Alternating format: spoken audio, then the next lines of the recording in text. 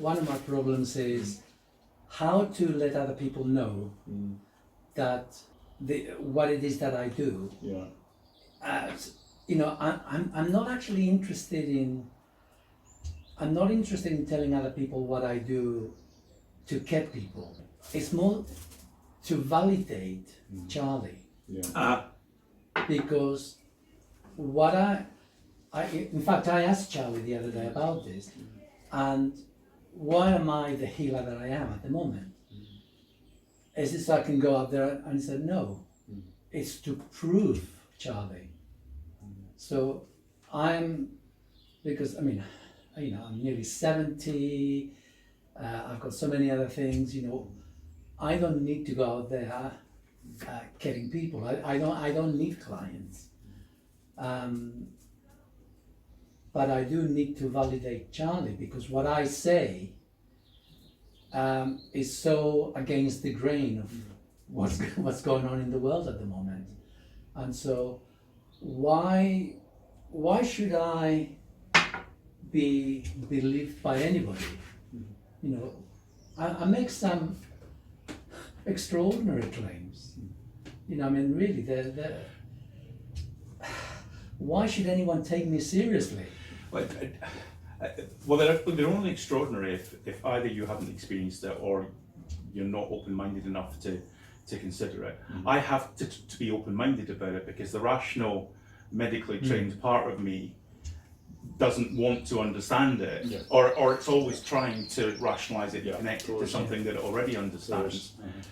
But the experience that I have, and today's session was a brilliant example of that. You noticed something right away as soon as you started touching the meridian points, and as I said to Stephen a moment ago, I felt every single point. Not pain is not the way to describe it. They were sensitive. Yeah. And I felt some of them before, but I felt every one that you touched today. And even from the very first moment that you touched the first one, I said to you, something different today. I feel kind of dizzy. Or I felt as soon as you started, not in a really uncomfortable way, just a little bit woozy. And so I said, okay. And you moved on to the second one. You said, yeah, I can feel something too. What was it you felt, Sam? Well, what I feel is it's a vibration which I felt before when I used to have an electrical blanket underneath the client. And whenever the electricity was switched on, their body would vibrate at a certain frequency. And when my finger touched their body, I could feel that, I could sense that, I could experience that in my finger. Yeah. It was very, very weird. And I tested it by switching the electricity on and off. Yeah. So I could verify that it was true. And that's what I was experiencing with you today. I could... But that was without an electric blanket. Without the electric blanket. Yeah. And so that I queried that something wasn't right with you electrically. And so it proved to be. Yeah, and right away, as you said, I think it's an electrical disturbance, and you asked Charley, he said it was. And you then stopped and started trying to work out what was causing the electrical disturbance, and you said, is it something that I've been consuming? And I already said I've been away for 4 or 5 days. I've not been in control of what I've been eating, because it's been communal meals with other people making them. I don't even know what was in some of them. Yeah. So, and I know that there are things that you said to me that I shouldn't consume that were in some of them.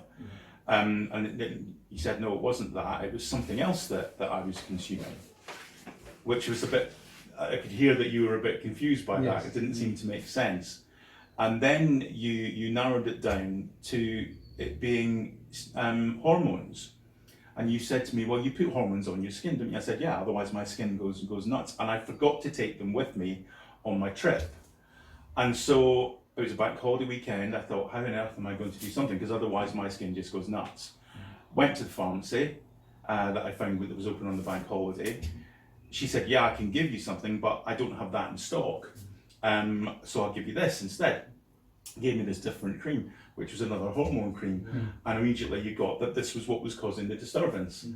And then, well, you carried on with the points then. And again, I felt every single one that you found. And they were, well, you can explain what you were doing with them all, because it was all tonification, wasn't it?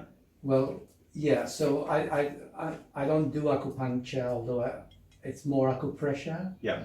And what I do is that Charlie tells me what to do because I haven't got a clue. So I tonify the points one by one as they happen. And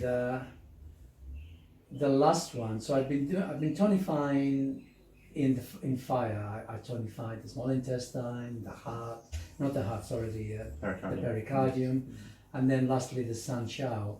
And in the sun shao, again, it was tonification. But then the very last point was sedation, go in the opposite direction. Instead of going tonifying clockwise, count to 40, sedate to a count of 100. And I queried that because it went contrary to everything I've been told to do before. And yet it was totally the right thing to do because it totally changed all your disturbances just suddenly poof. At every other point that you did, wherever it was for, I felt that little bit of dizziness until you started that final one, and by the second cycle it was gone completely. And now you feel... And now I feel much more balanced. I mean, I didn't feel unbalanced. You weren't aware of that. I wasn't aware of it, but as soon as you started, I was. Yes. And that last one, which seemed counterintuitive to you, and as you said, you double checked. You said, "Have I got that right?" And as soon as you started, bang, it was gone. It was phenomenal. The rational part of my background doesn't understand that. No. I find that fascinating. And the whole point behind it is that I didn't choose any of what I've done with you. Yeah. You know, it's not me. It really is Charlie telling me what to do with Well, you. you were surprised. Absolutely, absolutely. Because, as you said, it went counter to everything else that you'd done. Yeah, Or so it seemed, but it was the balancing that needed to happen. yeah. Between right and left sides. I mean, I can't do that sort of ping pong back and forth. You know, I don't have that sort of understanding. Yeah. Yeah. But you don't need to. That's No, what that shows. No, I don't. I mean, that's what I do. And you had, you don't need to sort of go deeply into it, but you also had your own experiences. I did, and also, I mean, I didn't touch on it with you because for me it's always a given that I could feel. I feel that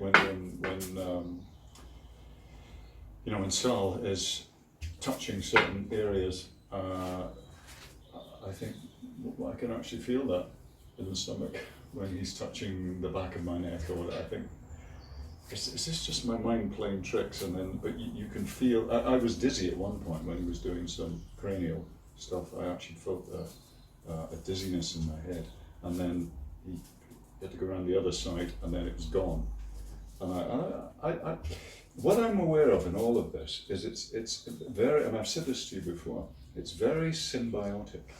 It's like entering into. It's almost shamanistic. It's entering into an agreement, calling on a higher source, and because look at us, we're just three guys. So how do we tap into a higher source?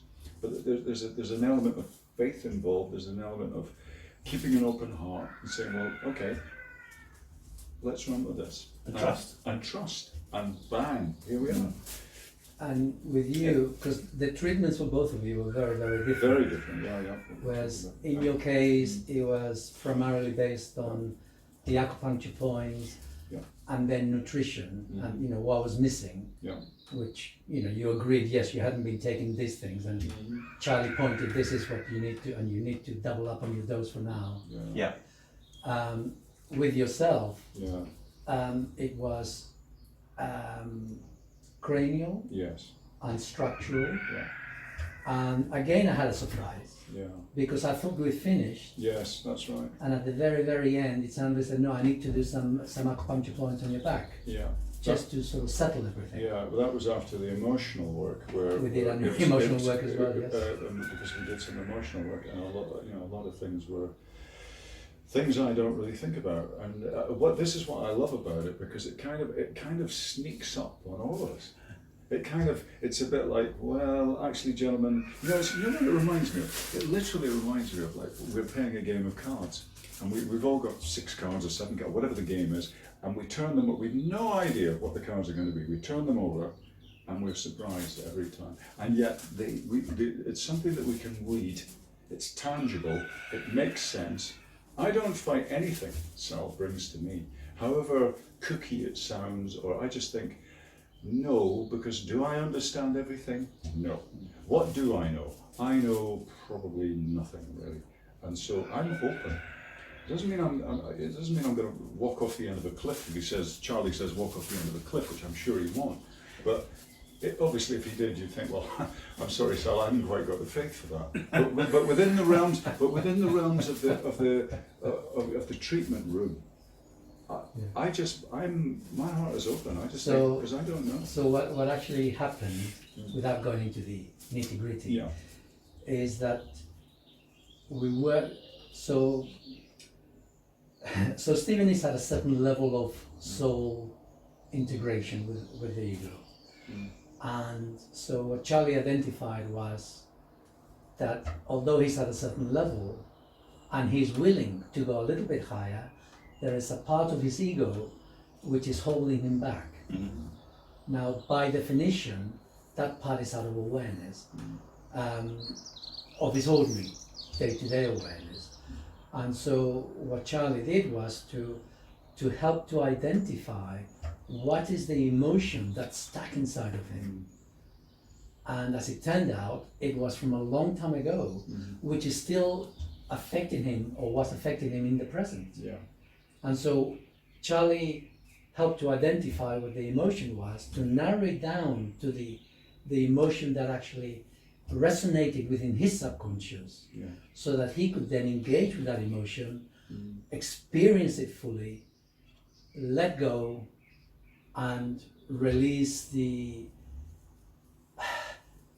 sense of other people are responsible for the way that I feel in my life. Well, we had a very similar experience last week, because you did some emotional work with me last week, and you pinpointed it down to a period of my life where I said, well, I was having a great time then. I was in my late 20s, I was having a ball, I was down in a new part of the world, everything was great. And I couldn't for the life of me think what Sal was talking about. He said, no, this is a really powerful, significant moment. And I really thought, I had no idea, and then all of a sudden, bang, I remembered something that was massively significant that I'd completely forgotten about consciously. Which is what we do. We all do that, just to keep going in life.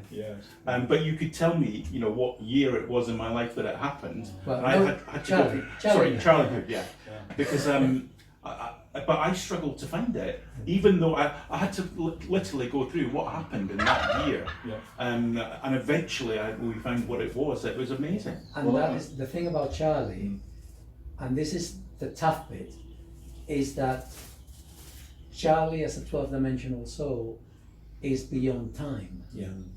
And so the past, the present, and the future, they're all now. So this is why Charlie can actually pinpoint something from the past, because it's all now. Which for us, in this third dimensional, it's not. It's different.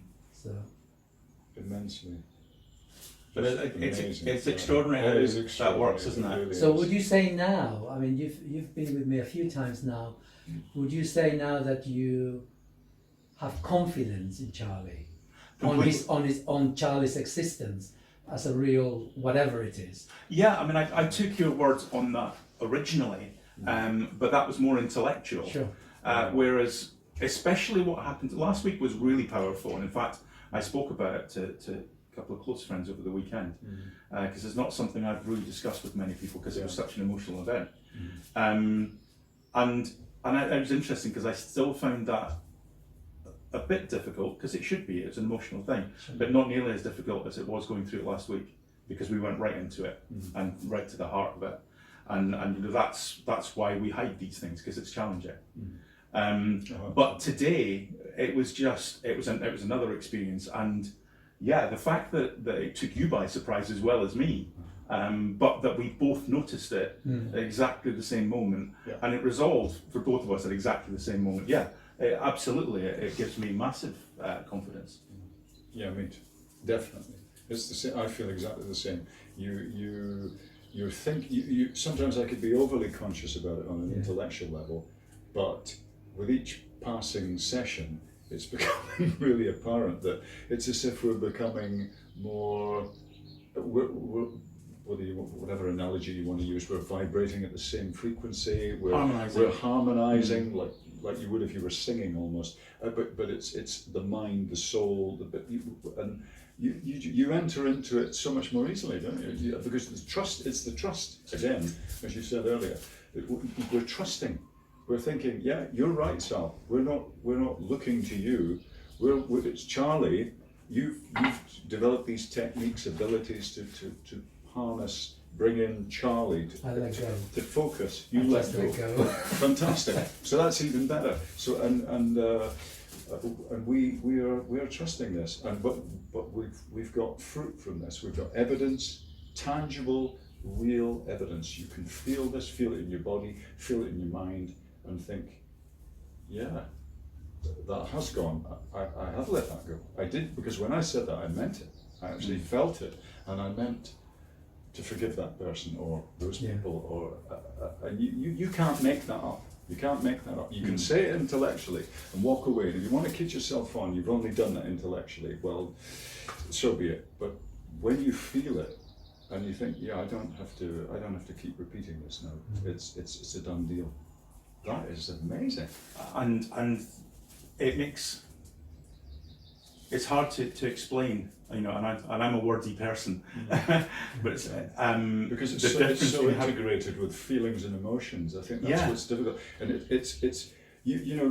we could probably talk about this alone for the next 2 hours and barely scratch the surface of what you actually experience. And I think I said this to Sal when I first went to see him. What you actually experience in the room. He would say to me, just, if it's a case of lying on the couch in this particular moment, he'd say, lie on the couch and just enjoy the ride. And I said to him, but as the recipient, you maybe you forget, or it's because you're not used to administering, that as a recipient of all of this experience, there's so much more going on various levels all the time during your time in the room. That it's really difficult to quantify, isn't it? You just think, this is so good. How do I capture all this? How do I explain all of this? How do I use enough adjectives? And actually, how do I really pinpoint all the things? There's stuff that's happening that I believe is going on that just, it feels good, and you think, I'm not sure I even need to quantify this. It works. Yeah, and I could feel. I didn't feel unbalanced when I came here. I knew what I said to you, that I hadn't been in control of my diet, and I hadn't had my minerals with me when I went, because I was in such a tiz when I left, in such a hurry that I left so many things behind. Yeah. And I did it the same when I was coming back yesterday. I left my computer and my camera and everything else. But I feel a calmness and a balance now that I didn't feel unbalanced before, but I feel it now that I find hard to describe. Yeah, the calmness and a raising of your level of awareness. I'm very conscious of that. Very conscious of that. And sometimes when I leave the room with Sal, I think, right. And this is people will laugh when they hear this, but they'll probably be able to relate to it. I leave the room and I can feel myself sort of thinking, right, don't move too fast. Just don't lose this. Don't drop it. It's like I'm carrying it on a tray. Don't drop it. Now remember how you feel right now. Please don't drop it. And then you get into your normal routine and you go, because it's so wonderful. It's so poignant. It's so profound that you think, well, you almost want to set a trigger point. You do. You think keep it coming back. If he teaches me a place to press, and I could just stay that person, stay more aware, more focused, I'll just have my finger on it. So there's something, I want to say magical, because there isn't another word going on that's beyond words. This two could go on forever. I'm gonna cut them now because I want us to have the next conversation, which is to do with religion, which is why we sat here in the first place. That's right. So snip, snip, snip. Fair play.